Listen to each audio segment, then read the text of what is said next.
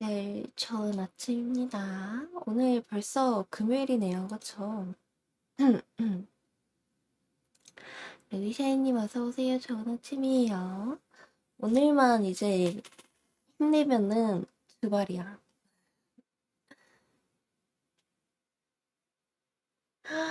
하루나 금방 갈 거예요. 음, 음.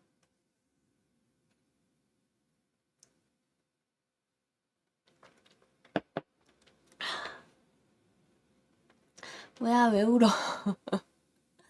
왜 울어? 울지 마. 응? 울면 어떡해. 강하게 맞서 싸워서 이겨내야지. 그것이 어른이니까. 하루나.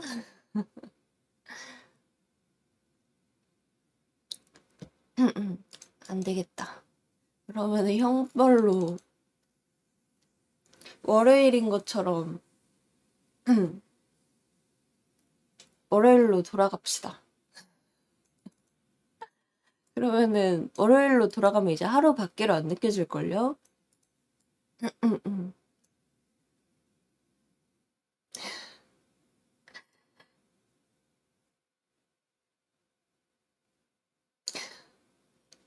아니 다들 서로 이모티콘은 어떻게 찾는 거야?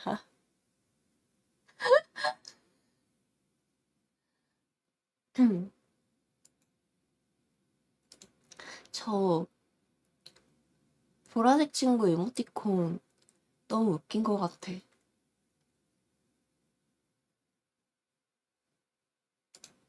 약간 그거 같잖아요? 젤리빈? 응.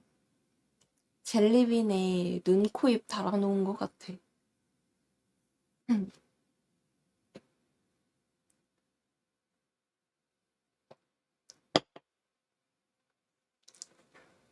그니까요. 뭔가 대충 생겼어.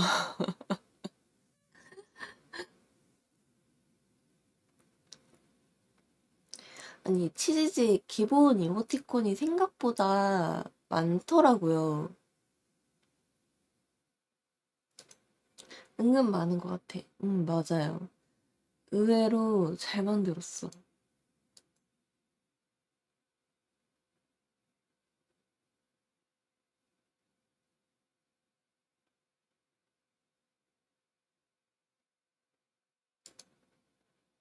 응, 응.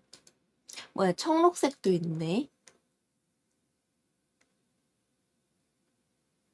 색깔이 다양하구나. 궁금하다. 한 가지 캐릭터가 색깔이 여러 개인 건지 아니면은 세 개가 여러 개인 친구들이 있는 건지. 뭐야, 나 저건 처음 봐. 불은 또 뭐야? 귀여운데? 귀여운데 약간 철석만 아우리엘님 어서오세요. 좋은 아침이에요. 조금 철석 맞는 것 같기도 하고. 음.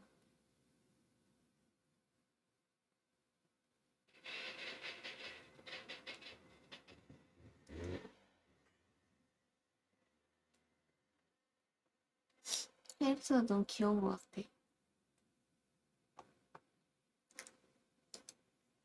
샤워 위치가 너무 매력적인 것 같아요. 그래요. 감사합니다. 응. 맞아, 저 이번에 스팀에서 산 게임들이 있는데, 음, 뭐뭐 샀더라, 내가? 뭐뭐 샀더라?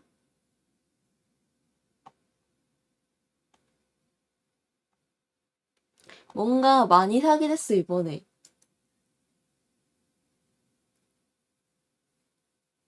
생각보다 그렇게 많진 않구나. 뭐지? 그거 합시다. 다음 주에 수호신 합시다. 반방송 때, 저녁 방송? 반방송 때 수호신 합시다, 저희. 이 수호신이 프랑스에서 만든 조선 게임이거든요. 조선 추리 게임이거든요. 내가 알기로는 프랑스에서 만든 걸로 알고 있어. 그리고 한복 디자인, 캐릭터 디자인, 비주얼은 일본인이 만들었고,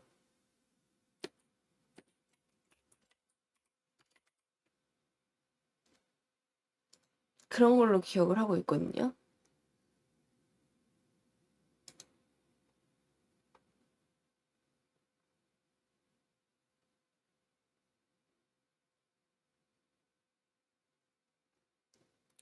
뭐다요, 이 비빔밥스러운 게임은. 근데 고증이 굉장히 잘 지켜졌대요.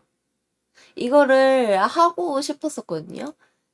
계속 하고 싶었는데 계속 사는 거를 미루다가 이번에 캐대언이 흥했잖아. 그래가지고 겸사겸사 하면은 좋겠다 싶은 거지. 그래서 샀는데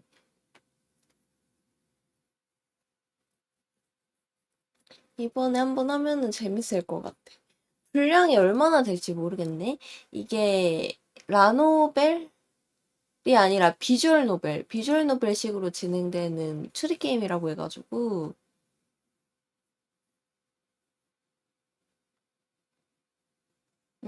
맞네. 프랑스 인디게임 개발사 맞네.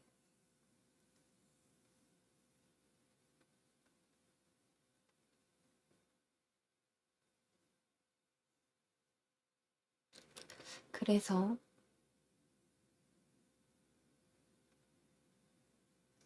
좀 궁금해가지고 넣고 싶었어요.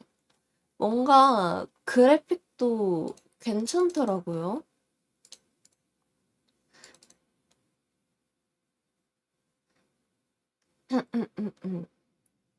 요즘 뭔가 해외 쪽에서 한국 배경으로 뭔가 이것저것 만드는 곳이 많은 것 같아. 이번에 캐대언 응했으니까 아마 더 나오겠죠? 보니까 캐대언도 후속작 같은 거 제작할 의향이 있다고 긍정적으로 검토 중이라고 얘기를 들었던 것 같은데. 이번에, 이거는 뭐 한국에서 만든 거지만, 이번에 그 테마록도 반응 되게 좋았잖아요. 그래서 테마록도 보니까 후속작 제작할 의향이 있다고 하시더라고요. 근데 그 작가님 인터뷰를 봤거든요. 테마록 작가님 인터뷰를 봤는데 테마로 만약에 모든 스토리를 다 영화로 만들려고 하면은 굉장히 분량이 많아진대요. 얘기를 들어보니까 엄청 분량이 많아져가지고 근데 그렇긴 해보여. 왜냐면은 이번에 테마로 영화 나온 것도 보니까 완전 일부분? 이더라고요. 제가 지금 한국편 1편이 집에 있잖아요. 근데 저기서 분량이 영어로 나온 거 분량이 한 100페이지 정도? 100페이지 정도만 그 나온 거거든요, 영화로. 그래가지고 제가 봐도 저거를 만약에 다 애니메이션으로 작업을 하려면은 엄청 오래 걸릴 것 같은 거예요.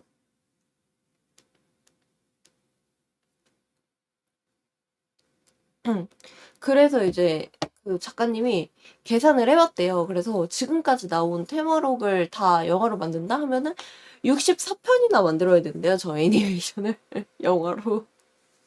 그래가지고 이 현실적으로 불가능하잖아요. 그래서 보니까 지금 드라마나 예능 쪽으로 나눠가지고 제작을 할 거라고 하시더라고요. 그래서 뭐 국내 편은 계속 애니메이션으로 만들고 뭐 국외편 같은 경우에는 뭐 드라마로 만들고 뭐 다른 편은 뭐 예능으로 만들고 그런 식으로 이제 진행을 한다고 하더라고요. 그래서 뭐 무슨 편을 보려면은 뭐 애니메이션을 봐야 되고 무슨 편을 보려면은 뭐 드라마를 봐야 되고 뭐 그런 식으로 갈 건가 봐요. 그래서 좀 기대되긴 해요. 특히 드라마 조금 기대돼요. 왜냐면은 이렇게 실사로 만든 것 치고는 드라마가 잘 나온 거를 본 적이 거의 없기는 해요.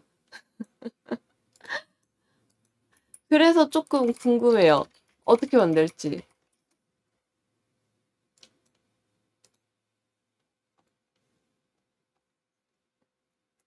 이런 거 실사으로 만드는 거 치고는 그렇게까지 잘 나오는 걸 본 적이 없단 말이지. 보니까 국내편이랑 세계편이랑 혼세편이랑 말세편이랑 외전 1, 2, 3 이렇게 있네요. 어떻게 나누려나?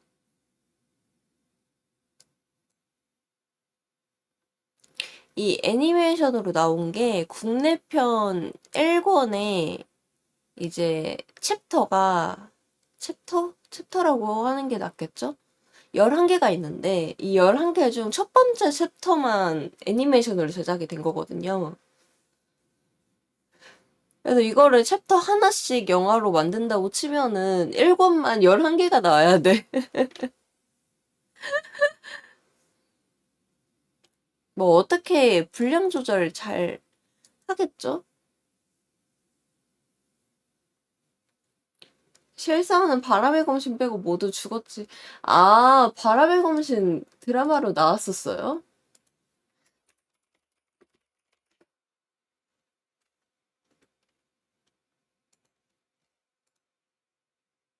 실사용은 나왔었구나.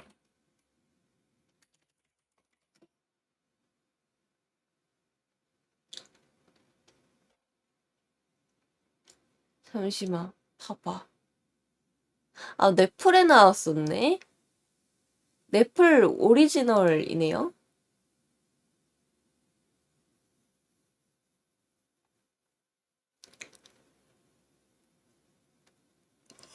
음. 그냥 개봉한 것도 있고, 최근에 나온 게 넷플 오리지널인가 보다. 와, 근데 엄청 흥행했네?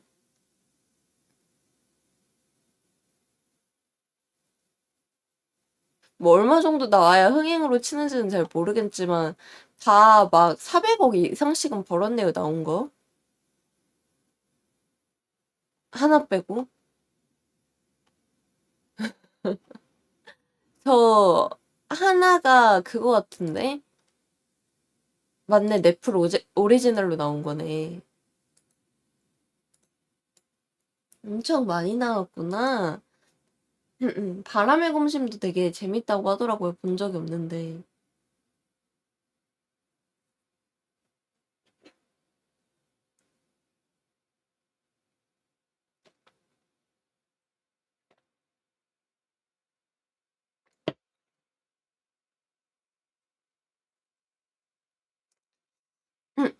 오늘은 저녁 때 그거 할 거예요. 수다만 떨 거예요. 대신 화면에 그거 띄워놓을 거예요. 실물 플라스틱 떡.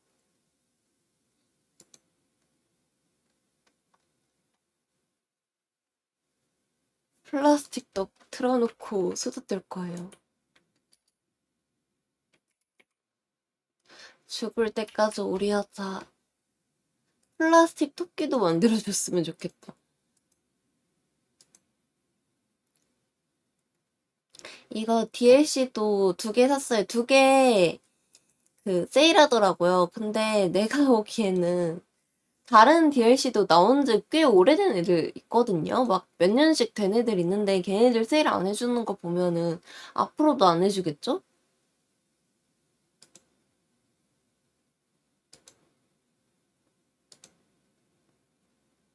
응, 응.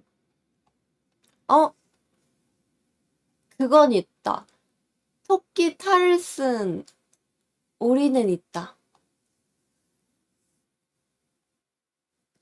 저희 이제 여름 동안 DLC 하나씩 깨도록 합시다. 그것도 있던데, 그 겨울 버전도 있던데, 이제 겨울 오면은 겨울 버전 하는 거지. 뭐야, 우주 버전도 있네? 제가, 푸르륵 짬짜면님 어서오세요. 좋은 아침이에요. 제가 우주 공포증이 있거든요.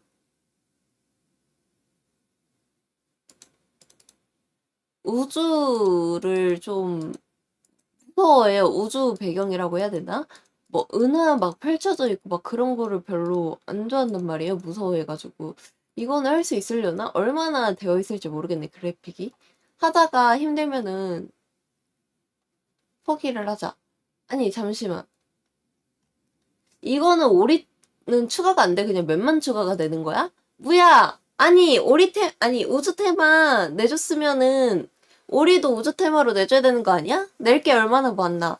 웹덕도 있을 거고, 우주인 덕도 있을 거고, 그럴 텐데. 아니, 이거를 몇만 내줬다고? 새로운 오리 추가가 아니라? 이것 좀 충격인데? 어떻게 그럴 수가 있어? 어떻게 그럴 수가 있어? 이거는 좀 충격이야. 아니, 아니, 웬만 추가라고? 진짜야? 아니, 우주에서 우주 테마면은 거기 맞춰서 내주지. 낼 거 많을 텐데.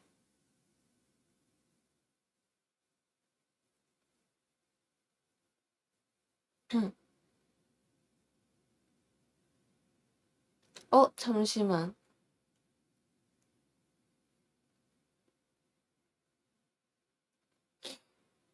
내가 산 DLC 맞나? 아니구나. 저 겨울 배경 그것도 그냥 맵 추가랑 이것저것 추가하고 오리는 없는 건가? 아니, 모든 DLC가 다 오리 추가가 아니구나. 저는 다 오리 추가인 줄 알았어요. 맵도 새로운 맵도 나오고. 아니구나. 어쩐지 좀 실망인걸? 개발자는 겨울 테마 오리랑 우주 테마 오리 내줬으면 좋겠다. 눈사람 오리 내줘. 응.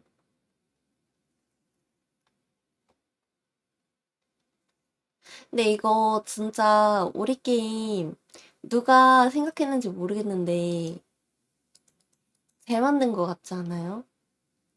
이렇게 집에서 피서갈 수 있어. 오리들 바라보면서.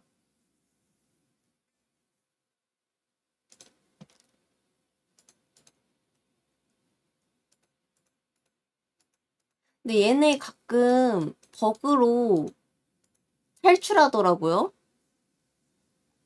버그로 수영장 탈출해가지고 영원히 멀리 멀리 나아가던데? 그러면은 우주에서는 우주 밖으로 날아가나? 우주 얘기하니까 갑자기 그거 생각난다. 여러분 그거 알아요? 최근에 그런 연구 결과가 나왔대요. 지구가 있는 우주는 진짜 우주가 아니라 블랙홀 아니다. 라는 연구 결과가 있대요. 그래서 지구가 있는 블랙홀 밖으로 나가야 진짜 우주가 있고, 지금 우리가 있는 곳은 블랙홀 아니고 블랙홀 안에서 이제 생성이 된 은하계다라는 얘기가 있다고 하더라고요. 그래서 우리가 이제까지 우주로 알고 있었던 거는 블랙홀 아니었던 거야. 진짜 우주는 아니었던 거야. 아니 뭐 어쨌든 진짜 우주긴 한데 약간 뭔 느낌인지 알죠? 그렇다고 하더라고요. 그러면은 우리는 얼마나 넓은 블랙홀 안에 있는 걸까요? 이러니까 약간 우주가 좀 더 무서워졌어.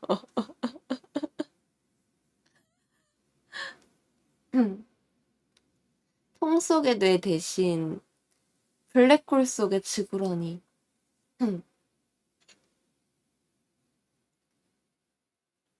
우리는 지금 우리가 있는 우주도 끝없이 펼쳐져가지고 완전 무한한 공간이나 마찬가지잖아요. 근데 이게 사실 우주의 전부가 아니라 우주의 일부분인 블랙홀 아니라면은 너무 무섭잖아요. 그러면은 우주는 진짜 얼마나 큰 거야? 음, 너무 무서운 것 같아.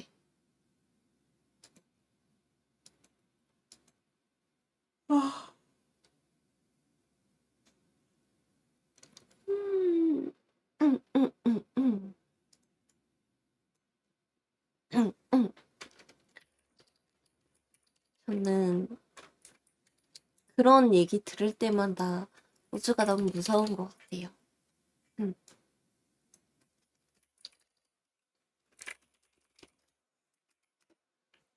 이런 거 생각하면 현실 이슈는 아무것도 아닌 것 같아요. 그러니까요. 그렇지 않아요? 아니, 뭔가 되게 공포스러워.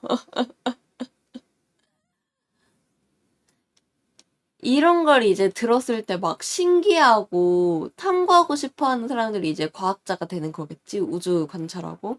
저는 그냥 너무 두려워요, 이 우주가.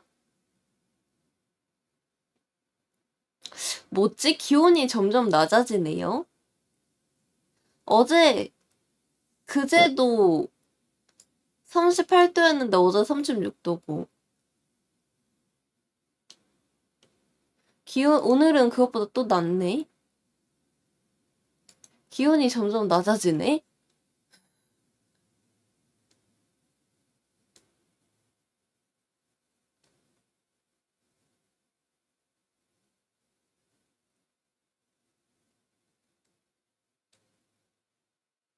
일요일 되면 35도 되고, 월요일 되면 34도 되고, 화요일 되면 33도 되고, 수요일 되면 31도 되고.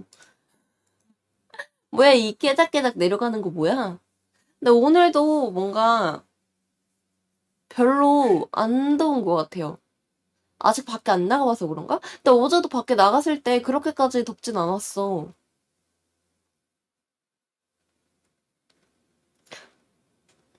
어제 최저 27도였는데 오늘은 최저 25도래요. 기온 점점 내려가는 건 너무 좋은데? 그렇지 않아요? 아, 근데 올해 진짜 저기 아래쪽이랑 기온 차이가 별로 안 난다. 신기하네? 너무 신기한데? 원래 늘 아랫지역이랑 위쪽 지역이랑 한 2, 3도씩 차이가 났잖아요. 근데 이번에는 진짜 차이가 안 나는 것 같아요.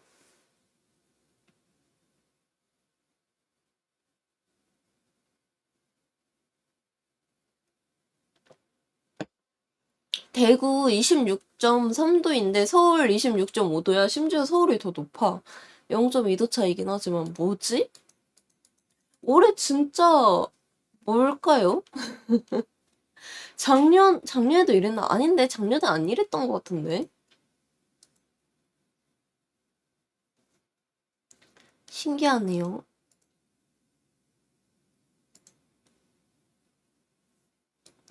네, 전반적으로 작년보다 올해가 기온이 높은 것 같긴 하네요. 작년 기온 달력 보니까 올해보다 기온이 낮았네.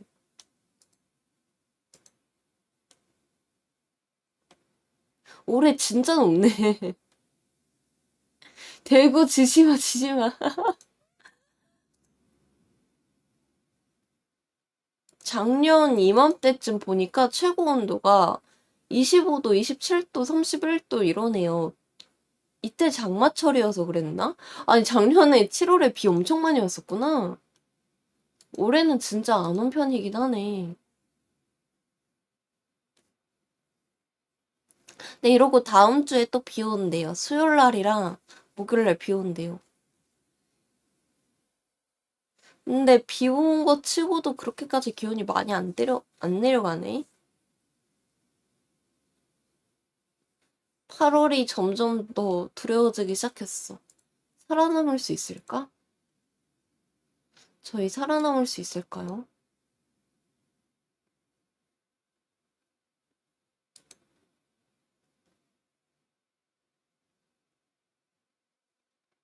해외 쪽도 이번에 유독 기온이 높나 보네.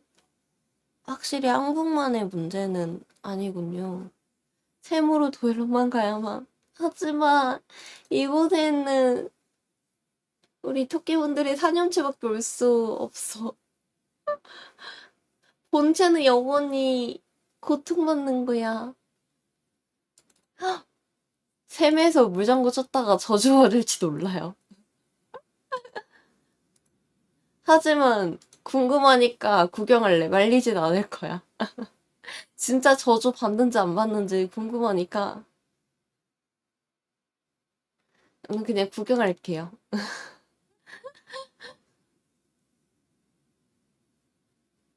혹시라도 저주받는 토끼분 나오면은 모른 척 합시다.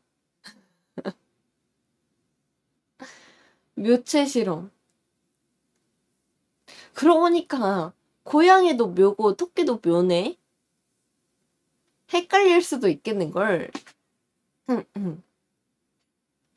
둘 다 같은 묘잖아. 한자는 다르겠지만.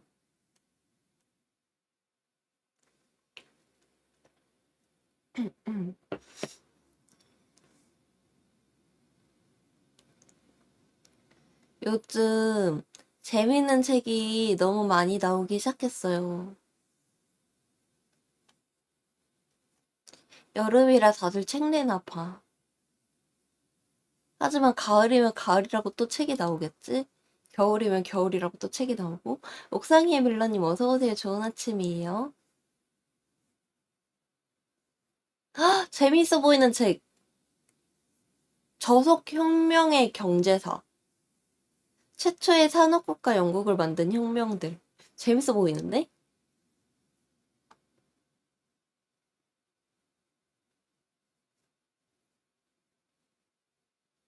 백세 할머니 약국. 백세 할머니를 약국에서 일하게 만들면 이거 노인학대 아니에요?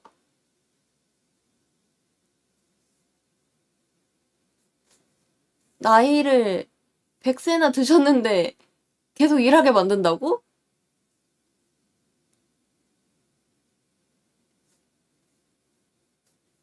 할머님, 집에서 쉬셔야 되는 거 아니에요? 그니까, 집에서 좀 쉬셔야 되는 거 아니야? 그래도 되는 거야? 나와서 일해도 되는 거야?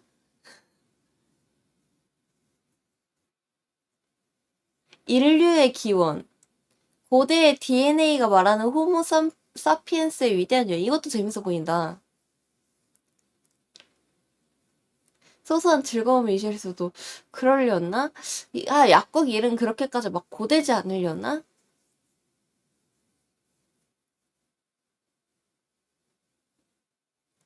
여름은 사랑의 천사라는 시집이 새로 나왔는데 이거 저기 독서계 쪽 탐라에서 봤거든요. 표지 너무 예쁘더라고요. 색깔 너무 뭐라고 해야 지 너무 예쁘게 나왔어. 파, 파, 말이 안 나와. 파스텔 톤 하늘색인데 너무 예쁘게 나왔어요. 네, 저것도 하나 책장에 꽂아두고 싶더라고요. 사놓고 읽지 않은 책이 그렇게 한가득이면서. 약간 책은 스팀 같은 거야. 일단 도토리 비축해두는 다람쥐 마냥 하나씩 사오고 그걸 이제 지켜보면서 뿌듯한 마음을 갖는 거지. 직접 보거나 하지 않아도 이미 그게 이제 내 라이브러리에 있다는 것만으로도 뿌듯함을 느끼고 행복감을 느끼는 거지. 그것으로 이제 할 일을 다 했다. 아니, 그거 봤어요? 왜 책들 사고 안 읽는 사람들은 그렇게 부르잖아요. 빛과 소금. 출판계의 빛과 소금이라고 하잖아요. 근데 이번에 스팀 사놓고 안 하는 사람들 보고, 뭐지? 돈 헤프게 쓰는 주정뱅이 해적과 같은 일이라고 표현했더라고요. 너무 웃기지 않아요? 출판계에서는 빛과 소금이었던 내가 스팀에서는 주정뱅이 해적? 난 이것도 나쁘지 않은 것 같아.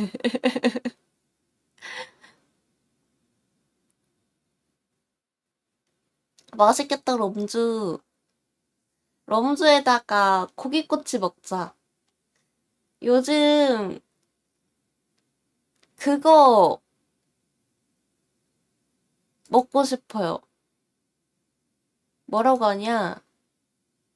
그 뭐시기냐? 여러분, 뭐죠? 양꼬치! 맞아, 양꼬치 먹고 싶더라고요, 요즘에.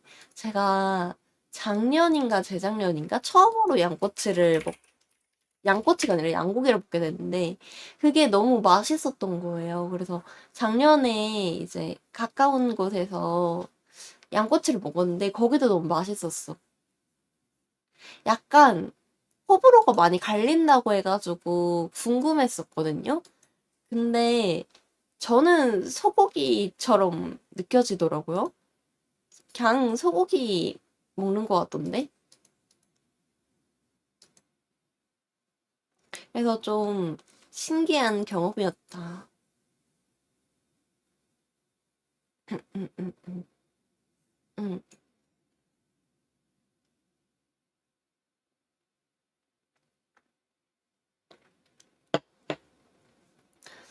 음. 제가 이제, 저는 약간 뭐라고 해야 되지? 가게를 잘 찾아갔나? 뭔가 막 비린내 난다고 해야 되나? 뭔가 되게 요상한 냄새 나는 곳 많다고 해가지고 걱정을 했거든요. 음, 블러리드님 어서오세요. 좋은 아침이에요. 그래가지고 막 걱정을 했는데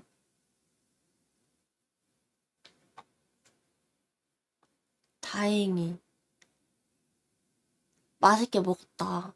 그래서 요즘 또 양꼬치 먹고 싶더라고요. 근데 뭐지?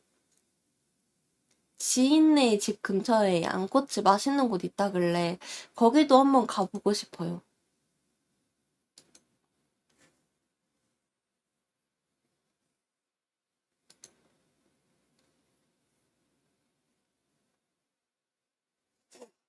응, 응, 응, 응.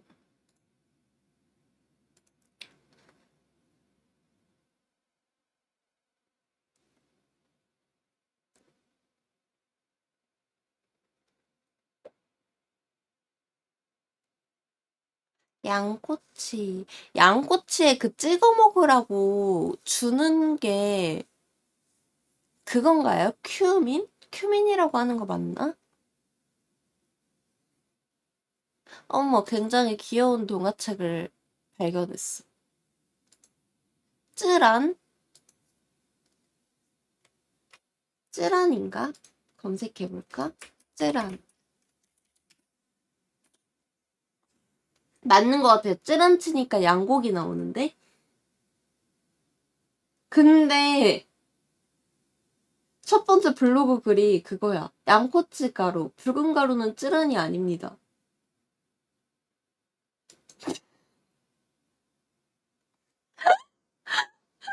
아, 너무 웃긴데? 찌란 검색하니까 막 양고기 관련해서 막 나오는데 갑자기 블로글로 대뜸 찌란이 아닙니다 이러고 있어. 너무 웃긴데?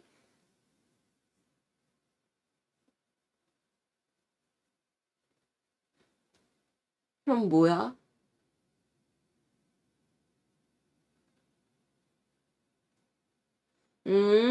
여러 가지 재료가 섞인대요. 그렇구나.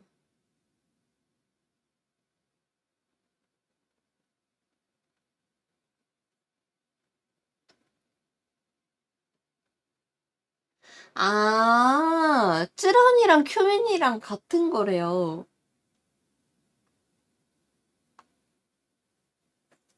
뭐야, 같은 거였어? 그렇구나. 처음 알았네.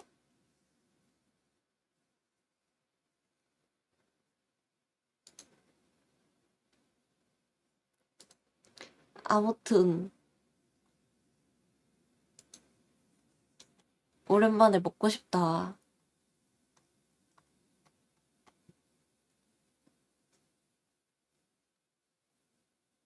요즘 근데 너무 비싸졌어.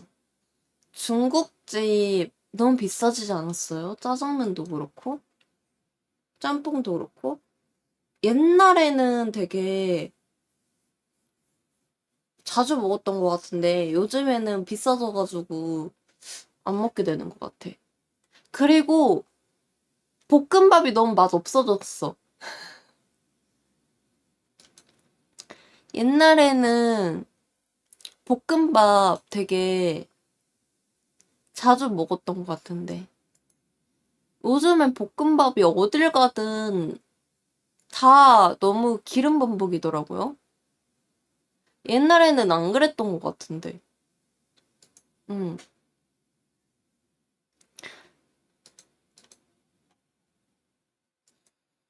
관성이랑 중국집들. 여러분들은 말이 안 난다. 짬뽕이 좋아요? 짜장면이 좋아요? 도사견님 어서오세요. 좋은 아침이에요.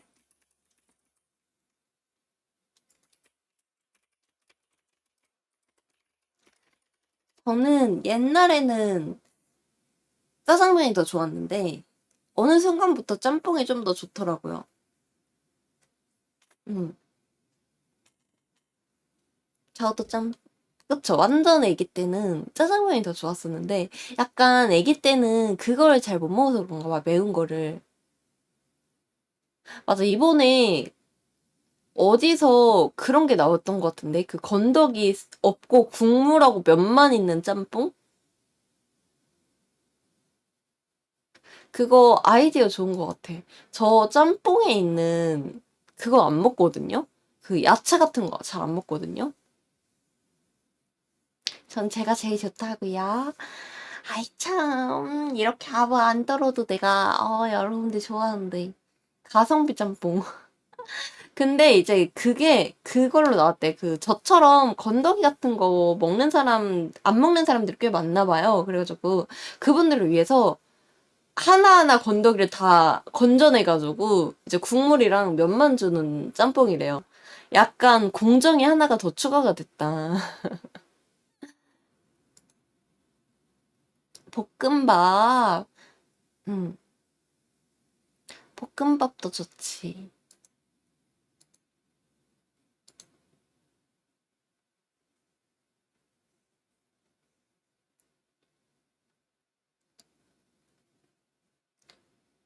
재미있는 책이 이렇게 많다니.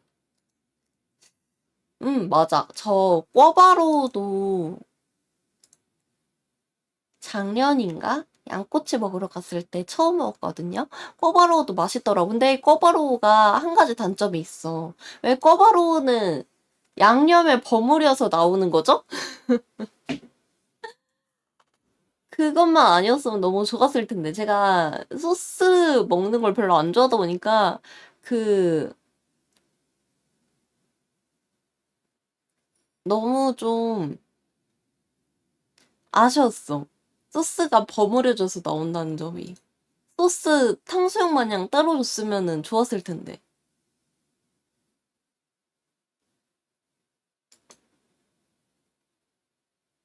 하지만 맛있긴 했습니다. 강제 부모 크니까. 근데 꿔바로우는 원래 그렇게 다 양념에 버무려져서 나오는 것 같더라고요. 다른 데도 막 사진 보니까 그렇더라고요. 저 찍먹 아니에요. 저는 소스를 안 먹어요.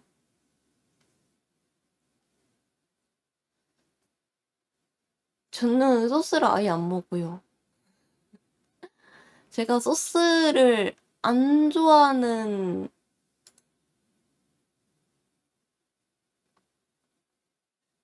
사람이라서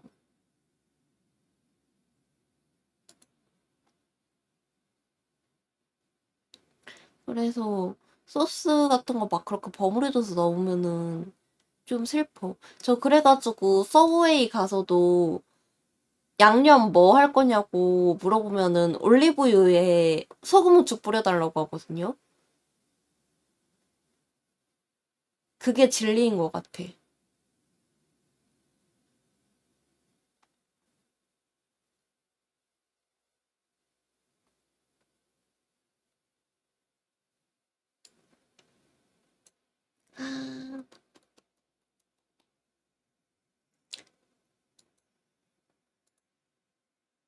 맛있어요. 꽤 맛있습니다.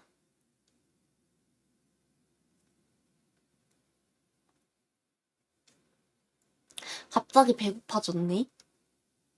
먹을 거 얘기하니까 갑자기 배고파졌어. 저희 그러면은 콘텐츠 빨리 끝내고 저 밥 먹으러 갈래요. 맛있는 얘기하니까 완전 배고파졌어. 오늘 아침은 치킨 너겟에 김 먹을 거예요.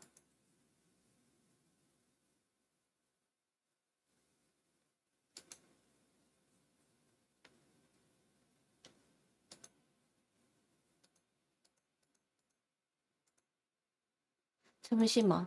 아, 여기 있다. 음, 음, 음, 음, 음, 음. 갑자기 원래 인생의 대부분의 일은 갑자기 일어나는 거예요. 짠. 위치 조금만 조정해볼까?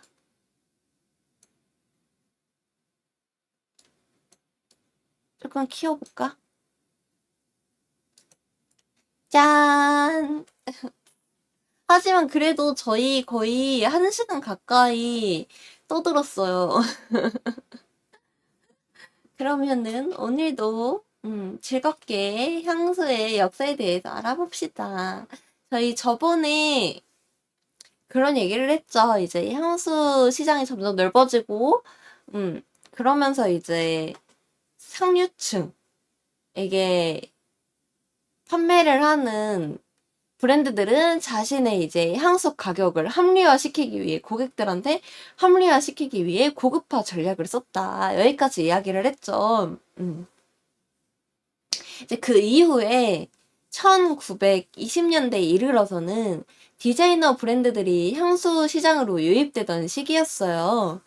여기서 이제 디자이너 브랜드들이라고 한다면은 저희가 이제 너무 잘 알고 있는 뭐 샤넬이라던가 그런 식의 이제 이름만 들으면 알 법한 그런 데를 말하는 거거든요. 자, 이때 우리가 잘 아는 가브리엘 샤넬의 역작 넘버 5가 1921년에 세상에 나오게 됩니다. 아, 참고로 이제 샤넬의 원래 이름은 가브리엘 샤넬이에요. 그러면은 코코 샤넬은 뭔가요? 라고 이제 궁금하신 분이 있을 거 아니에요.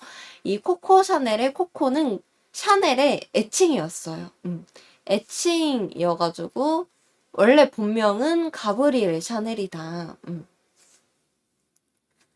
이 샤넬의 넘버 5는 이 당시에 다른 브랜드들이 마케팅으로 활용하던 고급화 전략과는 거리가 멀었어요.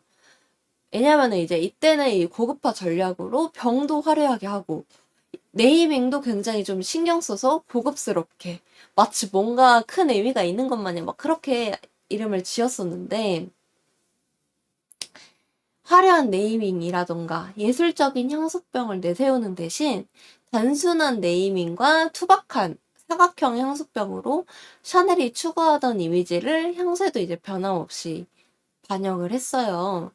이때 향수 이름 같은 경우에는 조향사가 가져온 샘플 중에 5번째 샘플을 선택했기 때문에 넘버 5라는 명칭이 붙었다고 해요. 그래서 이 당시에 주변에서 조금 걱정을 했대요. 남들은 이렇게 막 다, 이름 같은 것도 막 독특하게 내세우고 향수병도 엄청 화려하게 하는데 이게 과연 먹힐까?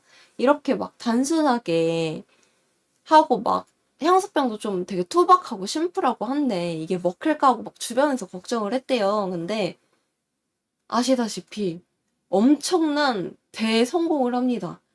거의 향수 중에 탑 오브 탑이죠. 그래서 현재까지도 이 향수는 굉장히 유명하잖아요. 그렇습니다. 그렇게 이제 샤넬을 시작으로 해가지고 다른 브랜드들도 뒤를 따라서 다양한 향수를 출시를 했다고 해요. 이때 프랑스와 꼬띠의 시프르라는 향수가 큰 성공을 해가지고 시프르 향수 계열 의 시초가 되었다고 해요. 이 시프르 향수 계열은 시원한 향물향, 오크모스, 사이프러스, 장미, 로즈마리 등을 이제 사용한 향수 계열이라고 해요. 2차 세계대전이 시작이 되고 나서는 전쟁을 하는 동안 향수 제조 공장이 폭격을 맞는다던가 아니면은 이제 유대인인 조향사는 타국으로 망명을 가는 등 향수 브랜드들이 어두운 시기를 보내게 돼요. 하지만 전쟁이 끝나고 나서는 이제 그 전쟁을 하는 동안에는 사람들이 새로운 사업을 도전을 한다던가 그런 게 어려운 시기였잖아요. 근데 이제 그런 게 이제 더 이상 어렵지 않게 되니까 자수의 꽃띠르 하우스가 탄생을 하기도 하고 크리스찬 디올은 첫 번째 컬렉션 런웨인을 미스 디올을 출시하는 등 여러 브랜드들이 다양한 시도와 새로운 향수를 이제 출시를 하기 시작을 해요. 그러면서 이제 더 많은 고객들을 겨냥하게 되면서 향수 업계는 이때가 최고의 부흥기를 맞게 됩니다. 이때 한 가지 에피소드가 있는데요. 향수는 아니지만 이 디올이 첫 번째 컬렉션을 런웨이를 섰다고 했잖아요. 근데 이때가 샤넬이 하락기였던 시절이었어요. 이 샤넬이 마지막으로 자신의 컬렉션을 런웨이에 선보이는 날 이 세계적으로 패션계에서 조금 호평을 받게 됩니다. 뭐 샤넬 감이 다 떨어졌다. 샤넬은 더 이상 이제 패션의 선두 주자가 아니다. 라는 식으로 조금 이제 가혹한 호평을 받고 샤넬도 이 호평을 받고 나서 자신감을 좀 잃게 돼가지고 아 나는 이제 더 이상 이 패션계의 유망주가 아니구나. 나는 이제 떠날 때가 됐구나. 더 이상 그러면은 디자인을 하지 않겠다 하면서 이제 여생을 보내려고 합니다. 자기가 지금까지 번 돈으로 이제 조용하게 여생을 보내려고 합니다. 근데 이 크리스찬 디올이 처음으로 이제 컬렉션을 선보이고 그게 또 기사화가 됐을 거 아니에요. 그 기사를 보고 샤넬이 완전 개큰 분노를 합니다. 왜냐면 이 샤넬 같은 경우는 항상 이 심플함의 미학을 추구를 했었고 그리고 여성들이 조금 더 편안한 복장을 입기 바라는 마음에 이 코르셋 해방에 아주 큰 기여를 한 인물 중 하나예요. 왜냐면은 이 샤넬이 젊었을 시절에는 한창 여성들이 코르셋을 입었던 시절이었는데 샤넬은 코르셋은 너무 불편해. 이걸로 막 숨을 못 쉬어가지고 실신하는 사람들도 있고 나는 이 옷을 입지 않을 거야 하면서 사교계 무도회에 코르셋이 없는 편안한 드레스를 만들어서 등장을 하게 됩니다. 이제 그때 큰 이목을 끌으면서 그런 이제 샤넬의 복장에 관심을 갖는 여성들도 생겨나고 하면서 이제 샤넬이 만드는 편안한 복장들이 인기를 끌면서 코르셋이 사라진 추세였거든요. 근데 이거를 디올이 다시 부활을 시킨 거야. 이 첫 번째 컬렉션 때 디올이 이 샤넬이 없앴던 이 코르셋 문화라던가 아니면 불편한 의상들을 다시 부활을 시켜버린 거예요. 그래서 샤넬이 완전 크게 분노를 합니다. 아니 내가 기껏 해가지고 편안한 복장을 유행시켜놨더니 이 새파랗게 어린 놈이 갖다가 이거를 다시 부활을 시켜버려? 나는 이거 도저히 용납 못한다. 나는 이거를 가만둘 수가 없다 하면서 샤넬이 다시 의상 디자인을 하게 됩니다. 그렇게 이제 탄생한 옷이 우리가 이제 너무 잘 아는 무슨 옷이냐? 까먹었어요. 무슨 옷이냐? 잠시만요. 찾아보고 올게요. 까먹었어요.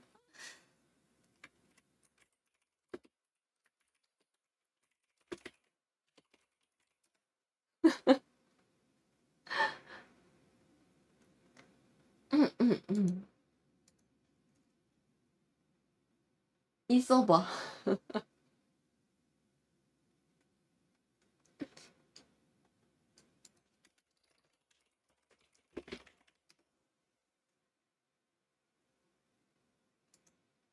아, 맞아. 트웨이드 패션. 맞아.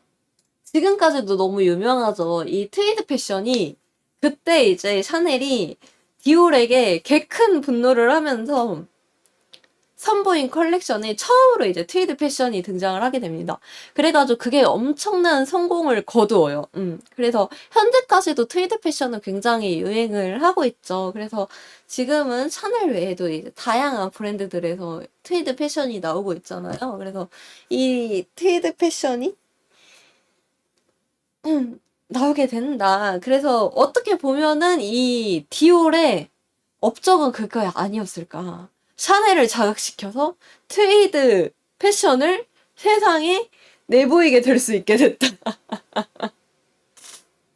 자신감을 잃고 이제 나는 더 이상 디자인을 안 해. 라는 이제 샤넬에게 큰 투쟁심을 불러일으켜가지고 패션계에 또 하나의 역작을 선보이게 만들도록 했다. 이게 어떻게 보면은 디올의 최대 업적 중 하나가 아닐까 저는 그런 생각을 합니다.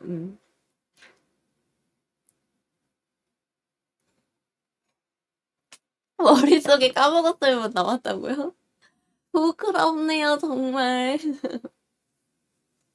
근데 디올은 아직까지도 굉장히 불편한 패션을 아직까지도 선보이는 경우가 종종 있죠. 그래서 예전에 나왔던 걸로는 이제 구두가 나왔는데 그 구두가 엄청 불편하게 나왔어요. 어떻게 불편하게 나왔냐? 발을 절반밖에 담지를 못해.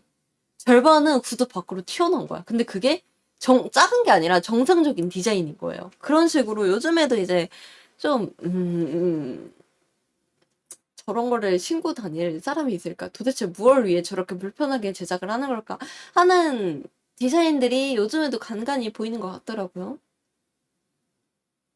근데 솔직히 실컷 요리 잘해서 밥상 맛깔나게 차렸는데 누가 재 뿌리면 못 찾긴 해. 맞죠? 이 샤넬의 마음이 공감이 갈 수밖에 없죠. 왜냐면은 그것도 이제 샤넬이 만든 거였거든요. 왜 우리가 아는 그 복장 있잖아요. 굉장히 통이 넓은 바지, 주머니 많이 달린 바지, 그리고 주머니 굉장히 많이 달린 조끼.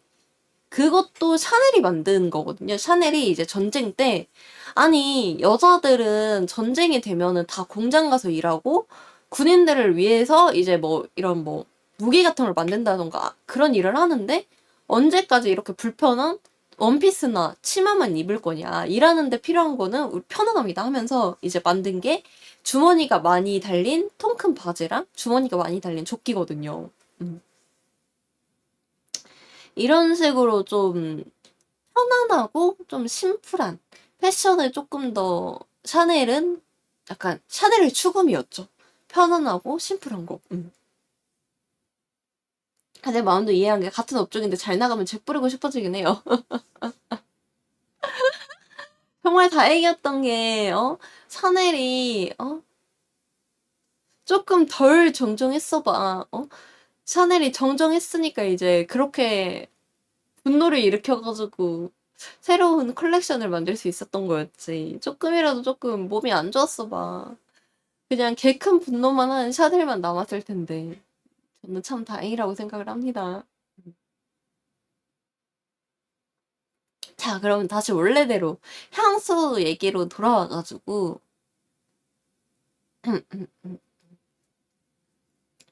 1960년대랑 1970년대에는 새로운 세대의 영향력을 받아서 젊은 층을 겨냥하는 가볍고 상쾌한 향수들을 출시하기 시작해요. 기존의 향수는 무겁기 때문에 올드한 이미지가 강했던 반면 젊음의 이미지를 추구했던 조향사 에드몽, 후드 리츠카의 향수 오 소바주의 성공으로 영향을 받은 것으로 보입니다. 이 향수에 무겁다, 가볍다. 사실 향수를 잘 안 뿌리는 사람들은 이게 무슨 표현인지 조금 어려울 수도 있잖아요. 그래서 무거운 향수가 뭔데, 가벼운 향수가 뭔데라고 한다면은 이 무거운 향수의 기준은 달달한 향수를 기준으로 해요. 이 달달함이 묵직할수록 무겁다고 하고 달달함이 없고 조금 프레쉬한 향이 난다. 좀 상쾌하고 시원한 향이 난다 하면은 가벼운 향수라고 저희가 칭하고 있습니다. 그래서 이제 샤넬 넘버 5 같은 경우에는 무겁고 화려한 향수죠. 그래서 굉장히 올드한 이미지를 줘요. 그래서 이 샤넬 넘버 5 같은 경우는 좀 30대 이후, 40대 이후 조금 어느 정도 나이가 찬 사람들이 뿌리는 게 좋고, 그보다 이제 어린 분들이 그 샤넬 넘버 5 같은 무거운 향수를 뿌린다 하면은 원래 나이보다 조금 올드한 이미지를 줄 수가 있습니다. 조금 나이 들어 보이는 이미지를 줄 수가 있습니다. 그래서 약간 어른의 향인 거죠. 무거운 향수는 약간 어른, 언니들이 쓸 것 같은 그런 향수가 이제 좀 무거운 향수고, 10대, 20대 같은 경우는 좀 프레쉬한 향수를 쓰면은 좀 그 나이대에 맞는 어린 이미지를 가져다 주는 거죠. 티키님 어서오세요. 좋은 아침이에요. 그래서 이 시대에는 동시에 여성 해방의 시대로 여성들은 이제 자신을 위해서 향수를 쓰고 싶어 했고, 이에 따라서 그린노트가 유행을 하면서 이에 걸맞는 향수들이 출시되었다고 해요. 이전까지는 이 향수를 이성을 좀 유혹하기 위해서, 자신을 좀 매력적으로 보이기 위해서 조금 그런 향수들을 뿌렸다고 하면은, 이런 향수들은 보통 조금 무거운 향수들이 좀 많았죠. 뭐 베이비 파우더라던가 아니면은 뭐 달달하거나 화려하거나 그런 관능적인 이미지의 향수들이 많았다면은, 그린 노트의 향수들 같은 경우는 조금 더 프레시한 느낌이 강했죠. 이후로도 여성 청소년을 겨냥한 향수들이 나온다던가, 남성 향수 역시 과거의 성공을 발판 삼아 여러 향수들이 출시했고, 이때 후제르 계열의 향수들이 현재까지도 남성의 이미지로 각인이 되었다고 해요. 이 후제르 계열이 무슨 계열이냐 하면은, 우리가 흔히 아는 우디향, 풀향 같은 자연적인 향을 후제르 계열이라고 해요. 그래서 보통 이제 여성 향수에는 우디 계열이 별로 없지만 남성 계열은 이제 우디 계열이 좀 많잖아요. 이거를 이제 후제르 계열 향수라고 해요. 그리고 이제 1980년대로 들어서는 호화롭고 사치스러운 향수들이 주를 이루면서 풍성하고 강렬한 향을 자랑하는 향수들이 많이 출시되었어요. 근데 이 얼마 지나지 않아 1990년대에는 에이즈가 유행을 하면서 위생의 중요한 위치가 되었다고 해요. 네, 향수 이야기를 하고 있습니다. 그에 따라서 사람들이 이제 자연스럽게 청결을 가까이 하게 될 수밖에 없죠. 물론 거기에 더불어서 약간 조금 강압적인 위생을 철저히 지키는 게 조금 강압적인 시대였다고 해요. 약간 그런 분위기였나 봐요. 그에 따라서 이때 위생용품 시장에서는 청결을 상징하는 브랜드 중 하나로 도브가 있었다고 해요. 굉장히 익숙한 브랜드죠. 요즘에도 굉장히 유명하고, 향수 시장 역시 이전과 달리 마린노트를 사용해서 투명하고 가벼운 향이 특징적이었다고 해요. 아무래도 좀 위생이 중시되다 보니까 좀 화려하고 미적으로 강한 이미지를 내뱉는 그런 것보다는 조금 더 그런 거랑 상반되는 이미지의 향수가 유행을 할 수밖에 없었던 것 같아요. 또 이때는 자코모의 앙트라시트가 여성용 향수와 남성용 향수를 출시하면서 짝을 이루는 향수를 유행시켰고, 여전히 남성 향수 시장은 후제르 계열의 향수가 유행했지만 오리엔탈 계열의 향수들도 주목을 받기 시작했다고 해요. 여성 향수의 시장은 오리엔탈 계열과 더불어 프루티함이 가미된 플로라 계열의 이제 대표가 되었어요. 이 오리엔탈 계열은 찾아보니까 원래는 좀 여성 향수에서 좀 주목을 받던 계열인 것 같더라고요. 근데 이제 여기서 남성 향수 또 오리엔탈 계열의 향수들도 주목을 받기 시작했다고 하는 거 보면은, 제 생각에는 아마 이 짝을 이루는 향수들이 유행을 하면서 좀 중성적인 향도 같이 유행을 한 게 아닐까, 저는 그런 생각을 합니다. 2000년대 초에는 미국과 유럽의 향수는 세계적으로 뻗어나가며 여러 향수들로 성공을 거두었는데요. 이때 성공을 거둔 향수로는 겐조의 로파르 겐조, 디올의 자도르, 돌체인 가바나의 라이트 블루 등이 있었어요. 저 같은 경우에 이 라이트 블루 굉장히 좋아합니다. 이 돌체인 가바나의 라이트 블루는 사실 남성 향수로 나왔어요. 남성 향수로 나온 향수였는데 이게 여성한테 인기가 많다 보니까 요즘에는 이제 중성적인 향으로 홍보를 합니다. 그래서 이제 여성들도 쓸 수 있게 리뉴얼이 된 상태로 남성과 여성 모두에게 사랑받는 향수 중 하나라고 보시면 돼요. 그래서 저도 이 라이트 블루를 굉장히 좋아해요. 굉장히 뭐라고 해야 되지? 나는 향수 뿌리면 좀 머리 아파 하시는 분들은 약간 좋아할 것 같으냐? 제가 느꼈을 때는 조금 레몬향 같기도 했었고 되게 상쾌하고 프레쉬한 이미지가 강했었어요.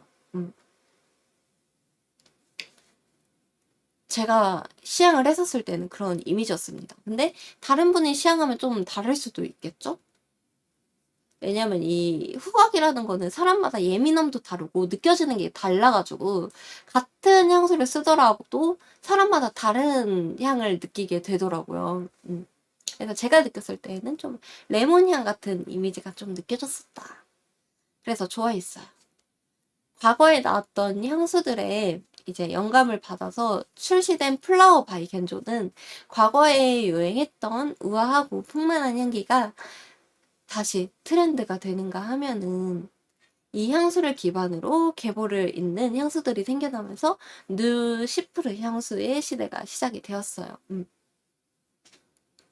이때 이제 플라워 바이 겐조는 요즘에도 인기가 많은 향수 중 하나죠.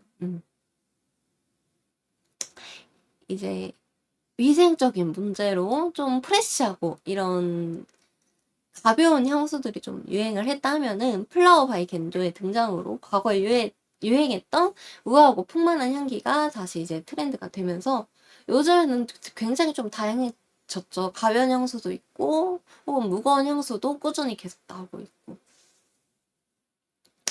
자, 니치 브랜드의 향수는 이전에도 있었어요. 이전에도 있었지만 이 다른 니치 향수가 아닌 다른 향수들의 경쟁에 이제 밀려가지고 자취를 감추게 됩니다.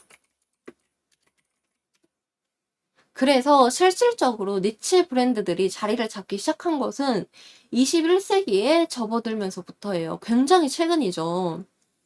의외로 이제 니치 향수 브랜드들은 그 시초가 향수를 다루는 기업이 아니라 향수 시장에 그냥 발만 걸치고 있는, 그러니까 그냥 한번 이제 향수 사업 한번 해볼까 하고 이제 깔짝거리고 있는 그런 이제 기업들, 완전히 이제 다른 분야의 기업들에서 이제 시작이 되었는데 이때 우리가 아는 딥티크라던가 아니굿달들이 여기에 해당이 됩니다. 그니까 우리가 아는 이 딥테크도 그렇고 아니굿들도 그렇고 원래는 향수를 좀 메인으로 내세우는 그런 기업들이 아니었던 거죠. 그렇죠. 약간 그런 느낌인 거예요.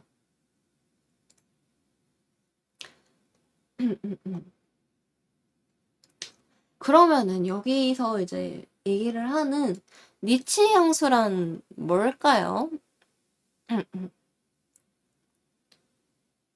이 니치 향수 같은 경우에는 물 좀 마실게요.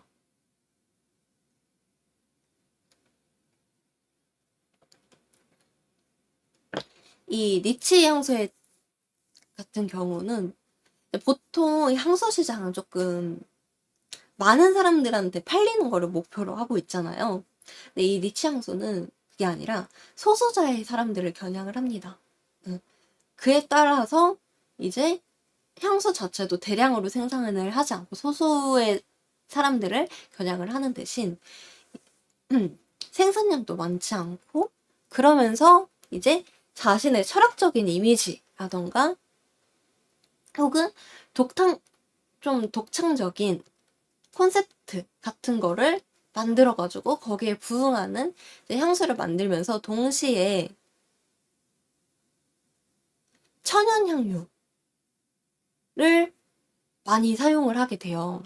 이 천연향료로 보통 만들거든요, 니치 향수는. 그래서 이 천연향료가 굉장히 비싸. 굉장히 비싸요. 이 원가 자체가 굉장히 비싸다 보니까 자연스럽게 이제 거기다가 이제 소량으로 제작을 하잖아요. 그러니까 자연스럽게 이제 니치 향수는 가격대가 좀 높아져요. 그러면은 뭐 다른 향수들은 천연 향료를 사용하지 않느냐라고 한다면은 다른 향수들 같은 경우에는 합성 향료도 많이 사용을 하죠. 근데 니치 향수는 최대한 이 천연 향료를 사용을 하면서 동시에 이 천연 향료도 좀 희귀한 천연 향료를 많이 사용을 해요. 남들이 잘 쓰지 않는 향료 같은 걸 쓰면서 이제 자신의 브랜드 이미지나 향수 이미지 같은 거를 확고히 하면서 그러면서 이제 그런 향수들을 만들다 보니까 아무래도 일반 향수보다는 니치 향수가 조금 더 비쌉니다. 가격대가 좀 더 높을 수밖에 없고 그리고 호불호가 많이 갈려요. 이 니치 향수는. 저 같은 경우는 니치 향수 굉장히 좋아하거든요. 근데 니치 향수는 호불호가 좀 굉장히 많이 갈리는 편이에요. 그래서 좋아하는 사람들은 좋아하는데 싫어하는 사람들은 또 싫어합니다. 제가 듣기로는 이 니치 향수를 좋아하시는 분들은 후각이 예민한 경우가 많다고 하더라고요. 제가 조금 이 니치 향수 시향을 해봤을 때 일반 향수랑 좀 다르다고 느꼈던 거는 니치 향수가 조금 더 리얼한 향을 내는 것 같아요. 제가 느꼈을 때에는. 약간 일반 향수들은 조금 인공적인 향이 느껴진다고 한다면은 니치 향수는 정말 진짜 리얼한 장미향, 리얼한 바다향, 약간 요런 리얼한 향기를 조금 더 잘 표현을 하는 것 같더라고요. 제가 느꼈을 때는 좀 그랬습니다. 자, 이후에 니치 향수 시장이 더 발전하고 커지면서 2016년에는 니치 브랜드에서 출시한 향수의 수가 다른 대중적인 브랜드에서 출시한 향수의 수를 뛰어넘게 됐다고 해요. 현재 향수 시장 역시 레드오션이라고 해요.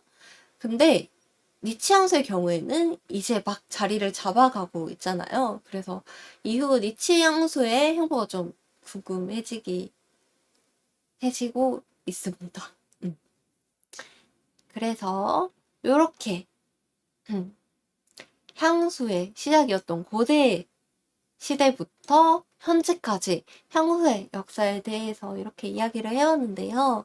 어떠셨나요? 향수 요즘 굉장히 정말 많이 나오고 있죠. 예전과 다르게 저렴한 향수들도 굉장히 많아요. 한 막 3만 원 정도면 이제 살 수 있는 향수들도 많고 개인적으로 유명한 향수들도 은근 저렴한 향수들이 굉장히 많거든요. 막 비싼 향수는 뭐 10만 원, 20만 원부터 해가지고 막 50만 원대까지도 넘어가기도 하는데 요즘에는 그것보다 훨씬 저렴한 향수들도 많아가지고 접근성이 많이 좋아졌어요. 백사님, 어서오세요. 좋은 아침이에요. 몇천 년을 넘어왔다요. 맞아요. 몇천 년을 넘어서 향수 역사가 굉장히 길죠. 향수 비싼 향수는 진짜 비싸요. 50만 원대도 그냥 갑니다.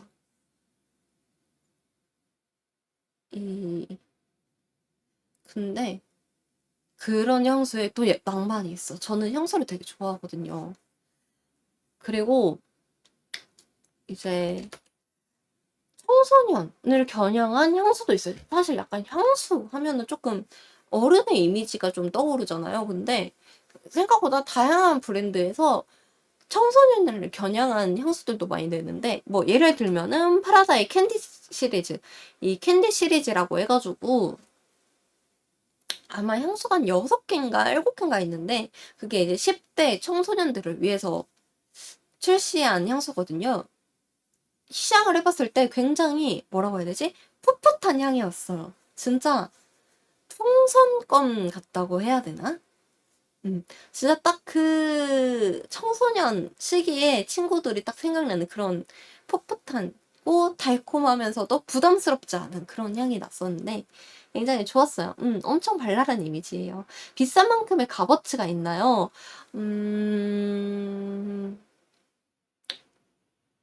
그거는 아마 사는 사람들에 따라서 좀 다를 것 같아요.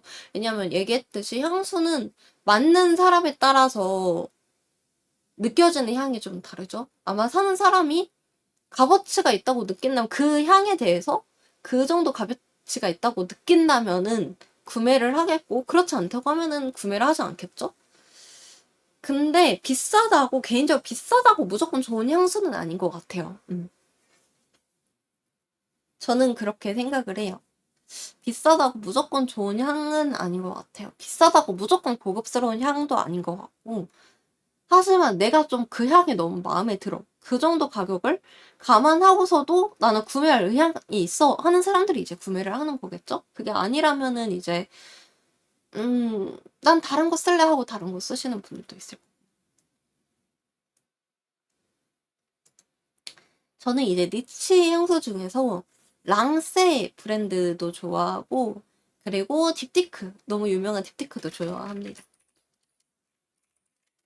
랑세 같은 경우에는 조금 생소한 브랜드일 수도 있는데 이 랑세라는 브랜드가 옛날에 나폴리옹의 전용 조향사 전용 브랜드라고 해야 될까요?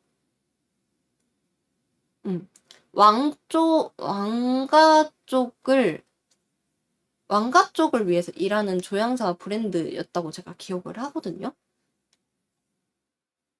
그래가지고 그 보틀도 굉장히 고급스럽습니다. 뭔가 심플한데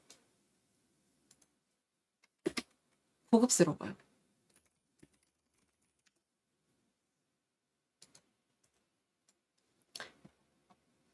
약간 왕실을 위해서, 왕가 쪽을 위해서 이렇게 조금 일하던 브랜드다 보니까, 그래서 나폴레옹이 굉장히 좋아하는 조향사라고 제가 알고 있어요. 이 랑세 향수를 맡아왔는데 제가 시향을 했던 거는 노란색 보틀에 담긴 향수였거든요. 이름이 뭐였지?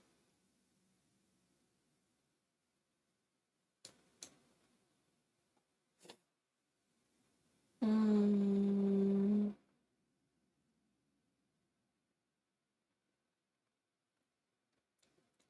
저거였던 것 같은데 랑세 오 수프림 우먼 오드 투얼렛 이거였나? 약간 이 버틀이었던 것 같아. 응, 약간 뭐라고 해야 되지? 되게 오묘한 향이었어요. 응, 나는 랑세 향수도 괜찮은 것 같아. 근데 랑세도 싫어하시는 분들이 꽤 많더라고요. 응, 호불호가 얘도 좀 많이 갈렸던 것 같아. 그리고 일단은 잘 모르시는 분들도 꽤 있더라고요. 향수를 좋아하시는 분이 아니면은. 응. 그리고 요즘에도 그 커플 향수가 나오는 것 같아요. 그 프라다에 파스텔 톤, 분홍색과 파스텔 톤 하늘색 있던 향수 하나 있거든요. 그게 이제 남자, 여자 세트로 나온 향수인데, 남자 향수도 굉장히 부드러워요. 그 남자 향수 특유의 스킨향이 없고, 굉장히 조금 부드러운 향수예요. 그래서 베이비 파우더 향으로 마무리가 되거든요. 그 향수도 10대 친구들을 좀 겨냥해서 나왔다고 해요. 그래서 약간 좀 부드럽게 만든 것 같아, 향을.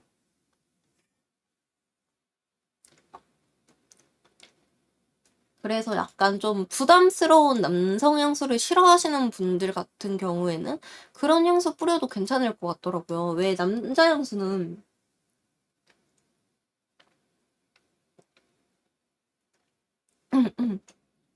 그 특유의 스킨향 있는 향수들이 많잖아요. 근데 약간 그런 거 싫어하시는 분들이 생각보다 꽤 있단 말이야. 남성분들 중에서도. 그래가지고, 이제 그런 분들 같은 경우에 이제 그거 추천드려요. 저는 아까 얘기했던 돌체인 가바나의 라이트 블루. 아니면은, 음, 기억이 안 나. 또 기억이 안 나.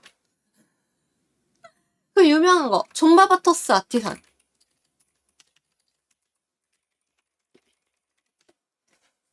그냥 아티산이에요. 아티산 종류가 굉장히 많거든요.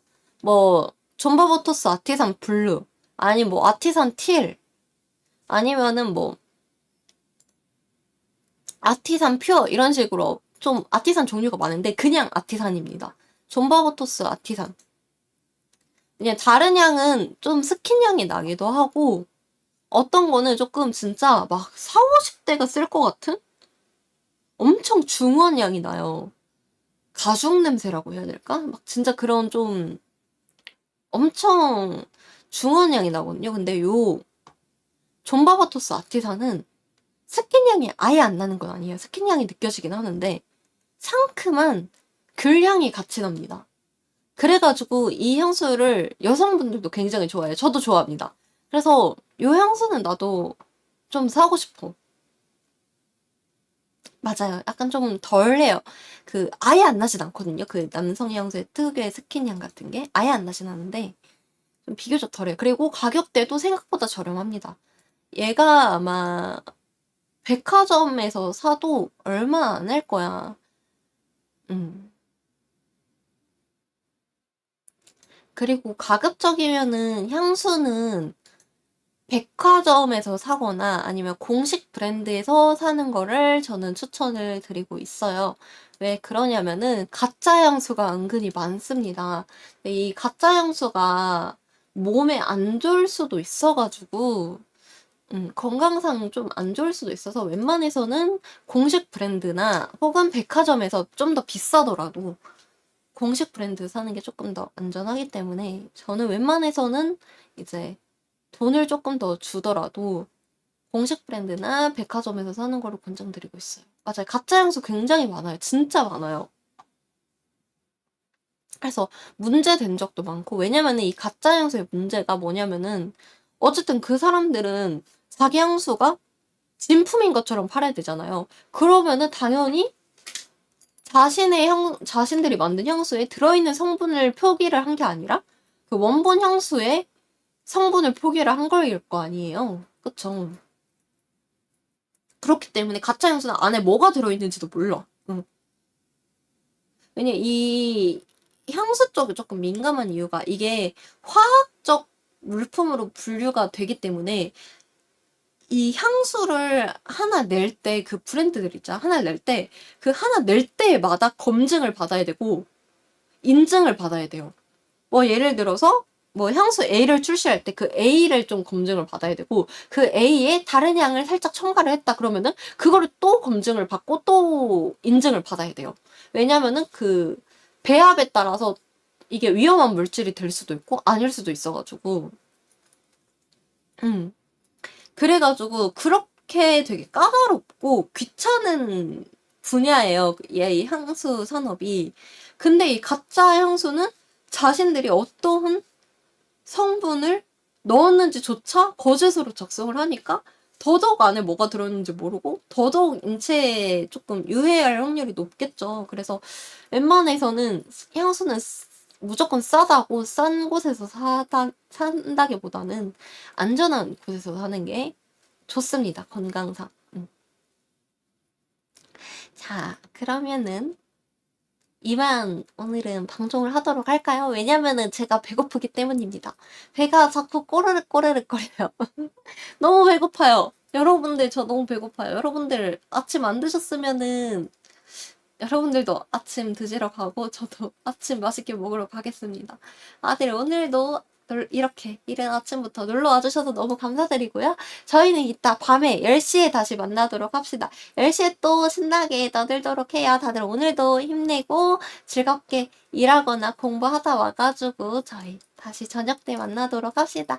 다들 오늘도 너무 감사하고 항상 좋아합니다. 오늘 하루도 힘내는 거예요. 다들 화이팅!